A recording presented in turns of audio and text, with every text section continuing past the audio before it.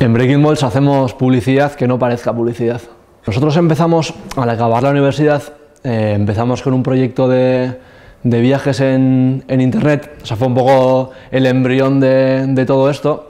y un poco por el devenir de las cosas, por esos giros que da la vida, o por esas oportunidades que vas aprovechando, pues acabamos convirtiendo ese proyecto inicial de viajes en Breaking Balls como agencia de comunicación. Sí que puede chocar el hecho de que siendo licenciados en Administración y Dirección de Empresas acabemos en el mundo de las marcas, de la publicidad. Pues bueno, a mí personalmente no me choca tanto, y es algo que los clientes suelen valorar mucho en nosotros, porque bueno, una de las tareas o fases más importantes en nuestro trabajo es la labor de briefing y el horizonte estratégico de todo, y el hecho de que tengamos esa visión empresarial de tener objetivos para todos, saber entender diferentes tipologías de negocios, es algo que da un valor añadido a todo lo que hacemos. Breaking Balls es mucho más una actitud que un fin en sí mismo. Romper moldes es la actitud con la cual nos gusta entrar en la agencia todas las mañanas y enfrentarnos a los retos que los clientes nos proponen, porque al fin y al cabo, si queremos hacer campañas diferentes para ellos, que sus marcas sean diferentes, nosotros somos los primeros que tenemos que posicionarnos así y empezar por pensar diferente. Está claro que es mucho, no más sencillo, pero sí que cuando estás en un vivero de empresas encuentras a emprendedores que están en la misma situación que tú, y el apoyo que puedes tener, pues en cuanto a entendimiento, porque todos estamos en una fase similar de lanzamiento del proyecto, es mayor. No obstante, al final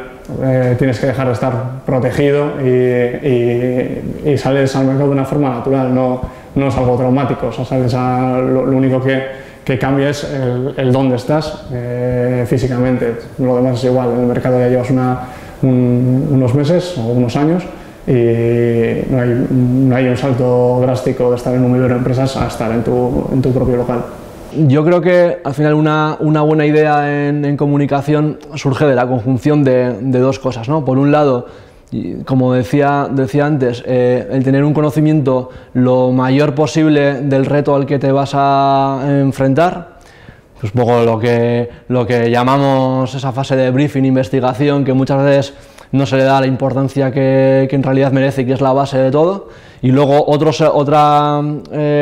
segundo aspecto, que es el estar muy al día de todo lo que acontece en tendencias de comunicación, pero bueno, más allá de la comunicación también estar atento a todo lo que acontece en el mundo en el general, y de esas tendencias o de esas cosas que van pasando y que tú vas, digamos, de alguna manera absorbiendo. Cuando luego tienes un reto concreto que plantear, hay un momento mágico que a veces llega más pronto, a veces llega más tarde, y es en el que surge esa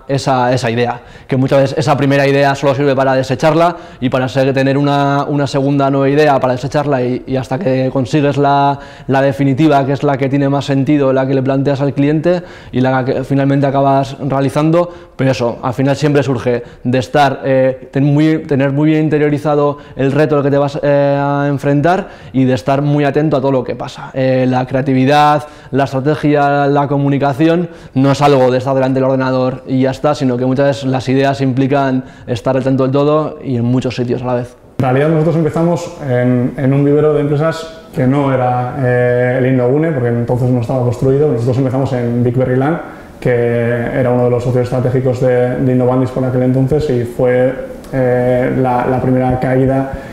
o el primer aterrizaje que tuvimos a la hora de lanzar nuestro proyecto aquel entonces, que era Trurist. Entonces contamos un espacio similar al Innogune, y posteriormente pues fuimos buscando nuestro sitio en el mercado, las cosas empezaron a funcionar, y pues bueno, ya echas a volar y buscas tu propio espacio en el cual te sientes cómodo, lo pones a tu gusto y empiezas a desarrollar tu día a día. La carrera de Administración de Empresas te da las herramientas necesarias para crear un negocio. Tiene que confluir muchos más factores, pero te da las herramientas necesarias para crear un negocio, y normalmente cualquier emprendedor, una de las características principales retos emprendedores es que montan un negocio relativo a lo que ellos conocen y a ellos les gusta, muy vinculado a los hobbies tal vez. Yo creo que los estudiantes cuando llegan a una carrera como ADE